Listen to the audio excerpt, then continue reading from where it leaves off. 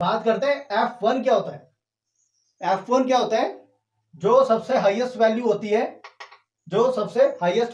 जो आपने चूज की है, वही हमारा F1 होता है। हेलो एवरीवन, वेलकम टू मोहित की पाठशाला। आज के इस वीडियो में हम लोग एक नया टॉपिक करने वाले हैं। हमारा जो आज का टॉपिक है वो बहुत ही ज्यादा इंपॉर्टेंट टॉपिक है, तो मैं अपनी तरफ से पूरी ट्राई करूंगा कि इस टॉपिक को जितना हो सके उतना इजी वे में और इंटरेस्टिंग वे में आपको समझा पाऊं। तो इस वीडियो को पूरा देखने का ट्राई करना, ताकि जो हमारा आज का टॉपिक है उसको आप अच्छे से समझ पाओ। तो हमारा आज का टॉपिक है क्या? हमारा जो आज का टॉपिक है वो है बहुलक क्या होता है, बहुलक को किस तरह निकालते हैं, और बहुलक से रिलेटेड जो क्वेश्चन है उनको किस तरह से सॉल्व करते हैं। इसी के साथ कौन कौन सी टर्म्स बहुलक में यूज की जाती हैं, उन सभी के बारे में हम लोग इस वीडियो में बात करने वाले हैं। तो बहुलक होता क्या है, हम लोग इस क्वेश्चन से स्टार्ट करेंगे। तो बहुलक, जिसे हम मोड कहते हैं, MODE, मोड। अब ये बहुलक क्या होता है और इसको किस तरह से निकालते हैं, तो इसको समझाने के लिए यहाँ पे एक एग्जांपल दिया गया है। तो बहुलक को समझने के लिए सबसे पहले जिस तरह से हमने लास्ट वीडियो में माध्य निकालना सीखा था, जिसको हम लोग मीन कहते हैं, उसी तरह से जो हमारा बहुलक है वो भी बहुत ही आसान वे में निकाला जा सकता है। बहुलक निकालने के लिए क्या होता है कि इस तरह से हमारे पास एक टेबल बना होता है, एक सारणी बनी होती है। इस सारणी में हमारे पास दो अलग अलग तरह का जो डाटा होता है, जो आंकड़े होते हैं वो दिए जाते हैं। एक हमारे पास इस तरह से रेंज दी जाती है, रेंज, ठीक है, जैसे 1 से 10, 10 से 20, 20 से 30, इस तरह से, ठीक है। दूसरे बॉक्स में हमारे पास इस तरह के आंकड़े दिए जाते हैं कि कितने लोगों द्वारा, कितने लोगों ने, ठीक है, उसमें एक संख्या बताई जाती है। जो ऊपर वाला हमारा बॉक्स था उसमें जो लिमिट होती है, जो उसकी रेंज होती है, वो बताई जाती है। जैसे इस उदाहरण में देखो, जो यहाँ पे रेंज दी गई है वो देखो, 1 से 3, 3 से 5, 5 से 7, 7 से 9, 9 से 11, ठीक है। कई क्वेश्चनों में इस तरह दी होती है 1 से 10, 10 से 20, 20 से 30, 30 से 40, इस तरह होती है। कईयों में इस तरह होती है 0 से 10 होती है ना समय, ठीक है।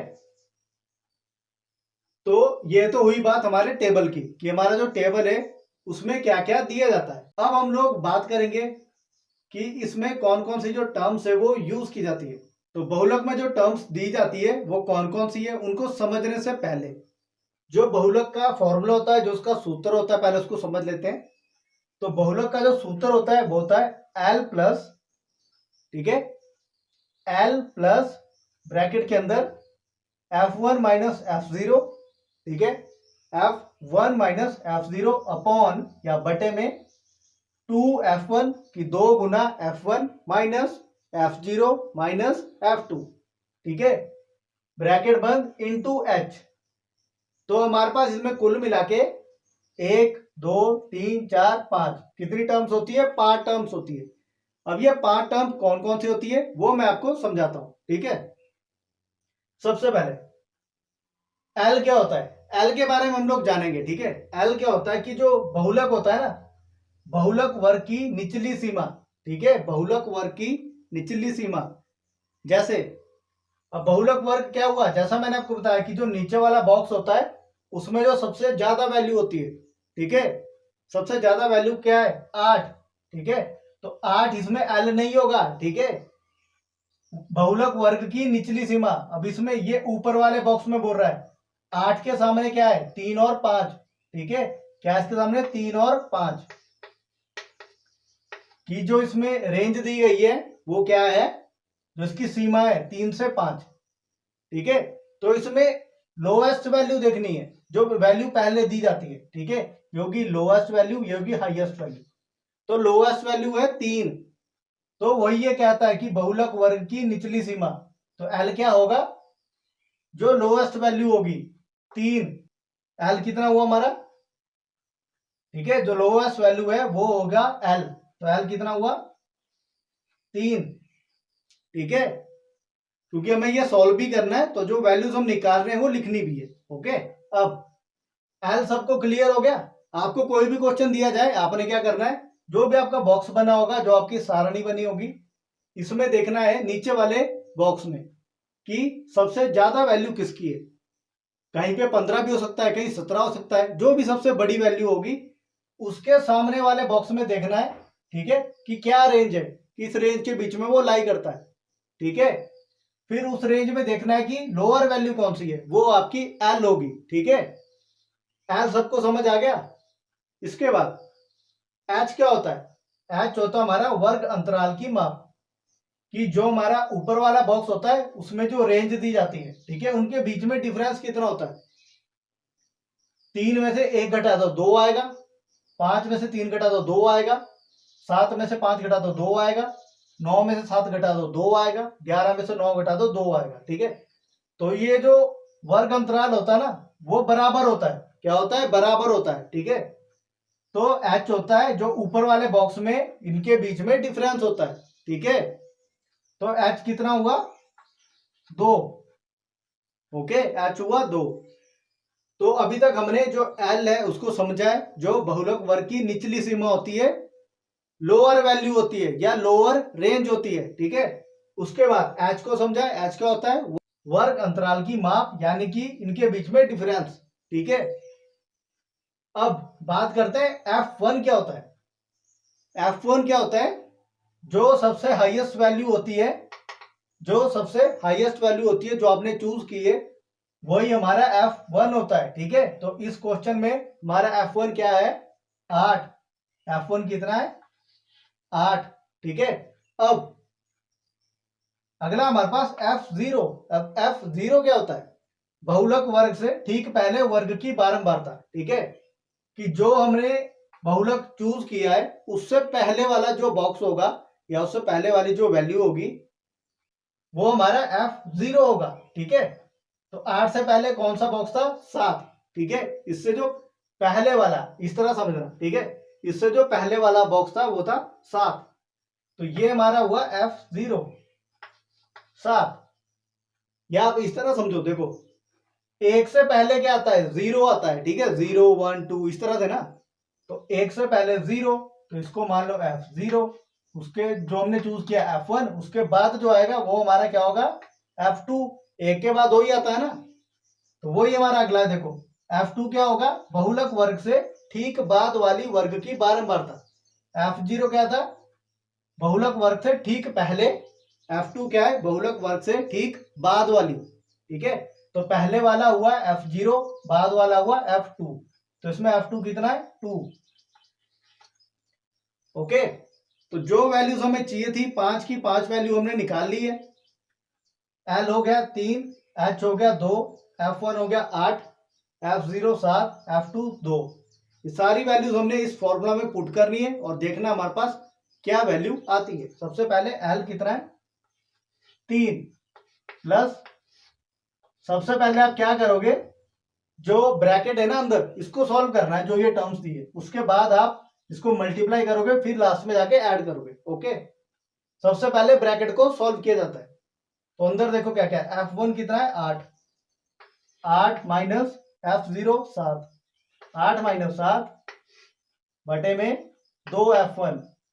तो 2 गुना 8 ये हो गया 16, minus F0 7 minus F2 2। H कितना है? 2, ठीक है, यही दिया ना। अब पहले अंदर इसको सॉल्व करना है, तो ये बनेगा 3 प्लस 8 में से 7 गया 1 बटे में 16 माइनस 9 कितना हुआ? 16 माइनस 9 7,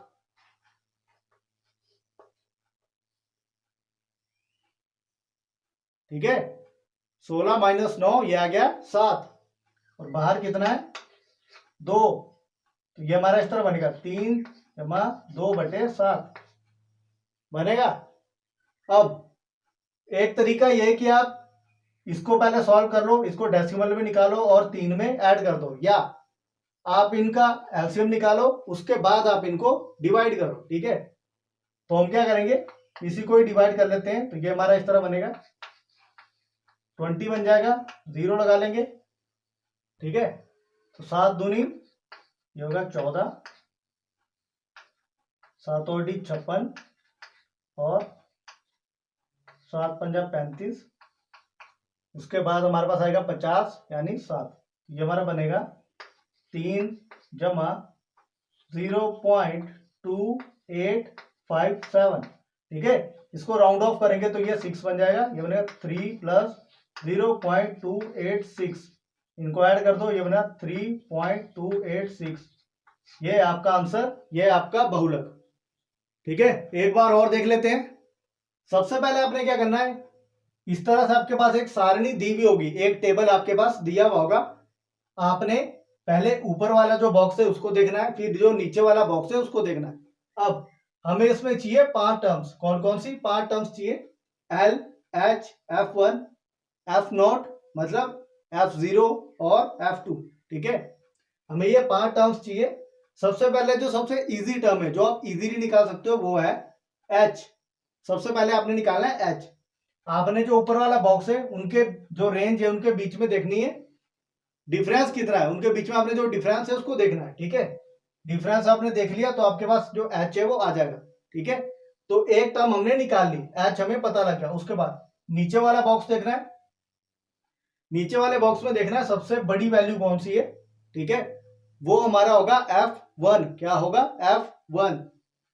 F1 से पहले वाला जो भी बॉक्स होगा वो हमारा F0 होगा। क्या होगा? F0। और उसके बाद वाला हमारा होगा F2।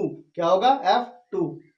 तो हमारे पास 4 टर्म्स आ चुकी है। अब रहती है 5वीं टर्म, वो है L। अब L कैसे निकालेंगे? जो F1 के सामने वाली रेंज होगी उसमें लोएस्ट वैल्यू देखनी है।